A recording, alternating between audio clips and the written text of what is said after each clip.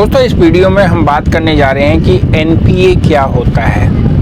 आप लोगों का बार बार यह क्वेश्चन आता है कि सर बताइए एनपीए क्या होता है, और हमारा पर्सनल लोन या क्रेडिट कार्ड एनपीए हो जाता है तो हमारे साथ क्या क्या होगा और बैंक को उससे क्या फ़ायदा या नुकसान होता है। तो इस वीडियो को आप ध्यान से देखिएगा, आपको पता चलने वाला कि एनपीए क्या होता है और एनपीए के बाद बैंक पे क्या फ़र्क पड़ता है और बैंक उसके बाद आपको क्यों कम से कम में सेटलमेंट कर देता है। दोस्तों मैं हूं अब्दुल और आप देख रहे हैं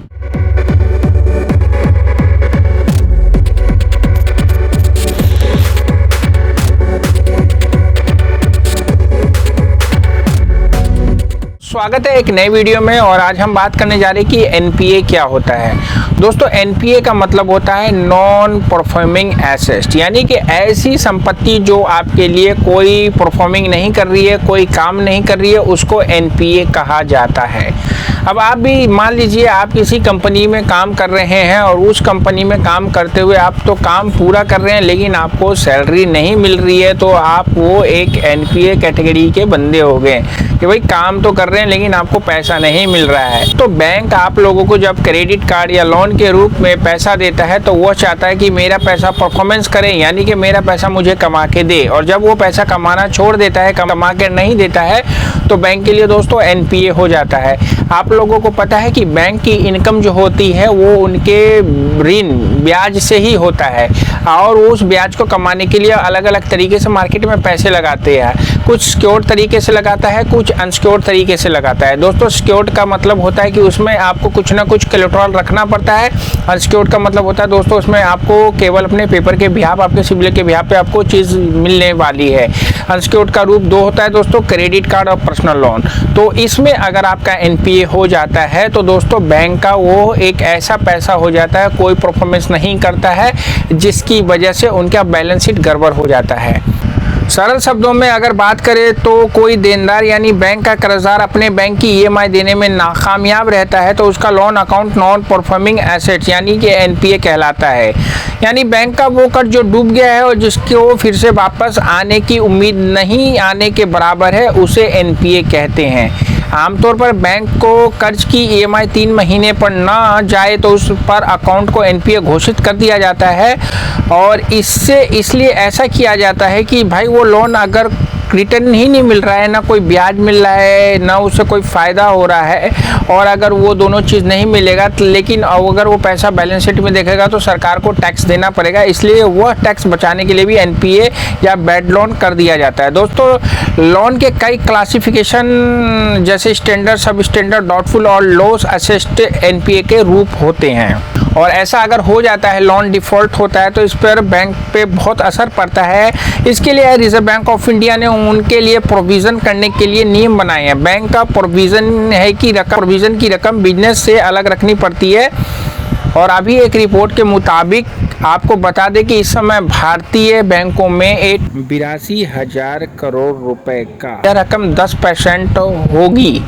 जो रकम है 8.10% है हमारे बैंकिंग इकोनॉमिक के हिस्से की, जो कि एक बहुत बड़ा रूप है, और इसीलिए सरकार इनको रिकवरी करने के लिए बैड बैंक कॉन्सेप्ट के लिए विचार कर रही है। तो दोस्तों एनपीए का मतलब हो गया कि नॉन परफॉर्मिंग एसेट, यानी कि जो पैसा है वो काम नहीं कर रहा है, अगर वो बैलेंस शीट में रखेगा तो उसको सरकार को टैक्स देना पड़ेगा, और अगर वो एनपीए घोषित कर देगा, सरकार को बोल देगा कि भाई ये पैसा मैं रिकवर नहीं कर पाऊंगा, तो वो एक अलग ही प्रोविज़न में चला जाएगा, और उसका जो ब्याज वगैरह मतलब उस पर जो टैक्स देना वो टैक्स से बच जाएगा, इसलिए एनपीए किया जाता है। एनपीए दोस्तों आप लोगों का 3 ईएमआई बाउंस होने के बाद लग जाता है। बैंक को लगता है कि यार ये पैसा हमारा डाउटफुल हो गया या क्लासिकल है या बस स्टैंडर्ड अकाउंट में होगा कि नहीं होगा, पता नहीं है। क्रेडिट कार्ड में भी दोस्तों आप लोगों को पता है कि जब कोई रिकवरी वाला कॉल कर रहा होता है, आपको यह बोलता है कि सर आप आज इतना मिनिमम पेमेंट कर दे तो हम अगले महीने सेटलमेंट करा देंगे। वह आपके अकाउंट को एनपीए न होने के लिए बार बार मिनिमम ड्यू लेता है। आप अगर थोड़ा भी पेमेंट कर देते तो आपका अकाउंट एनपीए नहीं होता है। तो एनपीए करने के लिए आपको कम से कम 3 पेमेंट्स को बाउंस करना पड़ता है, तब एनपीए में जाता है। एनपीए के बाद वह जो बैलेंस शीट में वो एनपीए दिखा दिया जाता है, गवर्नमेंट को बता दिया जाता है कि यह पैसा अब रिकवर नहीं होगा।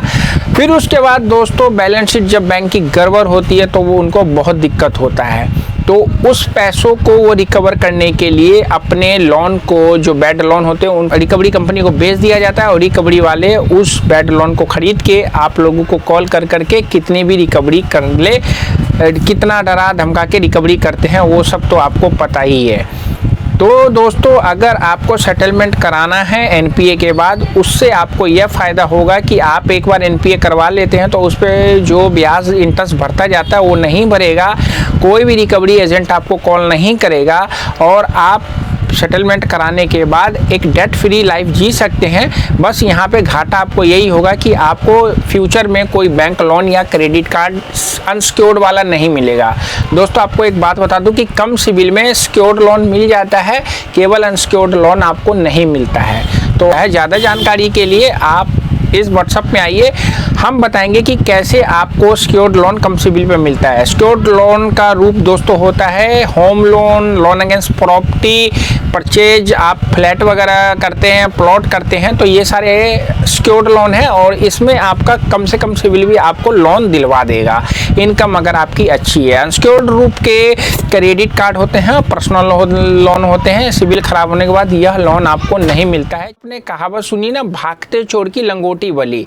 इसीलिए नॉन परफॉर्मिंग एसेट को आप जब सेटलमेंट करते हैं तो 10, 15, 20, 30% भी बैंक को आप अगर ऑफर करते हैं तो बैंक ले लेता है, क्योंकि वहाँ पे उसकी वह प्योर इनकम होती है और अगर नहीं लेगा तो वो पैसा वैसे ही उसका फंसा रहेगा। तो आप जितना लेट करेंगे ज़्यादा से ज़्यादा, उतना आपका एनपीए अमाउंट यानी कि राइट ऑफ अमाउंट सेटलमेंट होने में कम से कम पैसा लेगा। अभी तक अगर आपका सेटलमेंट नहीं हुआ है, रिकवरी वाले आपको बार बार परेशान कर रहे हैं और आप सेटलमेंट करवाने में डर रहे हैं, घबरा रहे हैं, आप सोच रहे हैं कि अब क्या होगा, मैं बहुत परेशान हूं, गलत मन में ख्याल आ रहे हैं, तो आपको हम एक सर्विस प्रोवाइड कर रहे हैं जिसके माध्यम से आप हमारे थ्रू सेटलमेंट करवा सकते हैं। उस सर्विस की ज़्यादा जानकारी लेने के लिए आप आइए व्हाट्सएप में, आप किस बैंक का क्रेडिट कार्ड या कौन सा लोन यूज कर रहे हैं, आपने कब से उसका पेमेंट नहीं किया है, रिकवरी वालों का कॉल आपके पास कितनी बार पूरे दिन में आता है, ये सारी जानकारी दीजिए और आप हमारे कंसल्टेंसी से या हमारे थ्रू आप परेशानी से निजात लीजिए। तो दोस्तों आशा करता हूँ आप समझ गए होंगे कि एनपीए के बाद एनपीए का मतलब क्या होता है, एनपीए के बाद बैंक क्यों आपको कम से कम में सेटलमेंट कर देता है। फिर से बता दूं कि एनपीए के बाद बैंक कम से कम में इसलिए सेटलमेंट कर देता है ताकि उसको कुछ ना कुछ इनकम मिल जाए, क्योंकि सरकार को ऑलरेडी बता चुका है कि इस पैसे पे मेरी कोई इनकम नहीं है। कोई सवाल कोई जवाब अगर आपका है तो आइए व्हाट्सएप में लिखिए, कमेंट्स करिए, हम आपको उस सवाल का जवाब देने की कोशिश करेंगे। दोस्तों आपको इस चैनल पे क्रेडिट कार्ड से रिलेटिव, लोन से रिलेटिव लेना है या सेटलमेंट कराना है या फिर आपको होम लोन लेना है, कार लोन लेना है, कोई क्वायरी आ रही है, आप अपने सवाल को यहाँ पे रख सकते हैं। मैं और मेरी टीम कोशिश करेंगे आपके उन सारे सवालों का जवाब देने के लिए। दोस्तों चैनल पे नए थे तो प्लीज़ कर दीजिए चैनल को सब्सक्राइब, बेल बटन दबाइए और अलग अलग सोशल मीडिया प्लेटफॉर्म पे हमें फॉलो कर लीजिए ताकि आपको हर माध्यम से वीडियो मिलती रहे। और वीडियो अच्छी लगी तो दोस्तों के साथ शेयर करिए, लाइक करिए और कमेंट्स करना नहीं भूलिएगा। मिलते हैं फिर नेक्स्ट वीडियो में, तब तक रखिए सेहत का ख्याल, क्योंकि जान है तो जान है। सी यू, बाय बाय।